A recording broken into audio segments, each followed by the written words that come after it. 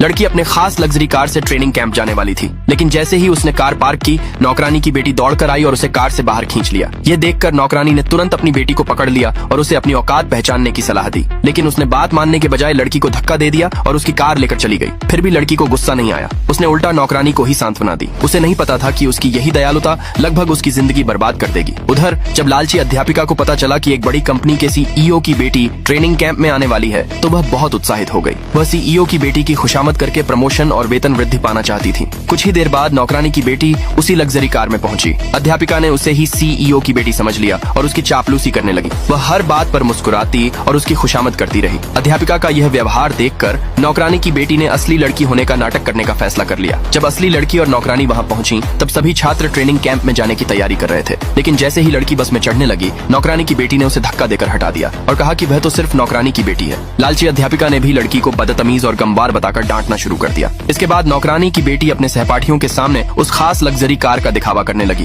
लड़की ने उससे पूछा कि वह झूठ क्यों बोल रही है, लेकिन सहपाठियों ने उसका मजाक उड़ाया। उन्होंने कहा कि नौकरानी की बेटी इतनी महंगी कार कभी नहीं खरीद सकती। कुछ छात्रों ने तो उसे कैंप से बाहर निकालने की भी बात कही। सौभाग्य से एक दयालु अध्यापक ने लड़की की बात पर विश्वास किया, क्योंकि वह जानता था कि यह कोई साधारण कार नहीं, बल्कि एक ऐसी विशेष लग्जरी कार थी जो रूप बदल सकती थी। अपनी पहचान साबित करने के लिए लड़की ने कार को एक विशेष आदेश दिया, लेकिन कार बिल्कुल भी नहीं हिली। नौकरानी की बेटी मुस्कुराने लगी। उसे लगा कि उसका झूठ पकड़ा नहीं जाएगा। फिर उसने खुद कार को एक नया आदेश दिया। अगले ही पल वह लग्जरी कार एक विशाल रोबोट में बदल गई। वहाँ मौजूद सभी लोग हैरान रह गए, लेकिन असली लड़की पूरी तरह उलझन में पड़ गई। उसे बिल्कुल समझ नहीं आया कि यह सब कैसे हो गया। अगले भाग के लिए नीचे कमेंट में यस लिखे।